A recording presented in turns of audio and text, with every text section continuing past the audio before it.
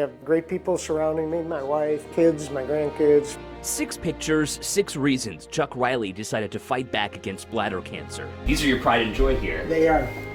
10 years into his retirement from the Dunlop plant in the town of Tonawanda, his cancer diagnosis is raising some questions. I had seen an article many years ago when I was working there that there was a high rate of bladder cancer in the rubber industry.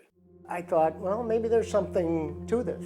That thought only exacerbated after learning a number of former workers at the Goodyear plant in Niagara Falls had been diagnosed with that same cancer. And I got to come back here in probably 3 or 4 weeks and start chemo. He just happened to see this ABC News Prime Live story in April featuring the 7 News I-Team. Ed Dranch is an investigative reporter for WKBW in Buffalo. And called me after hearing this from Harry Wiest, a former Goodyear worker with bladder cancer. 21 years and I've had it 5 times. It's unrelenting.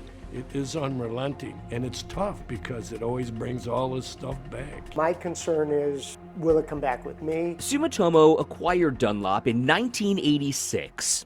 Sumitomo has been named in at least 2 lawsuits filed in New York state courts over asbestos exposure-related issues and subsequent mesothelioma in former employees, but not bladder cancer.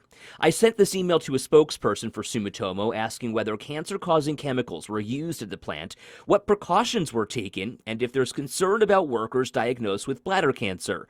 In a response, Sumitomo said SRUSA has not received any direct communication on this matter and therefore does not have any formal comment. It's very complex, and there's not really straightforward answers. Dr. Christine Ambrosoni is Roswell Park's chair of the Department of Cancer Prevention and Control. She is not Riley's doctor, but says it's hard to make a direct link here. That industry may be associated with increased risk, but you really can't attribute specific cancers to specific exposures. That includes smoking. Riley says he quit smoking 17 years ago, but as for his cancer, he's now in remission after immunotherapy treatment. I hope for all the other employees up at the Goodyear plant in Niagara Falls, they take precaution now.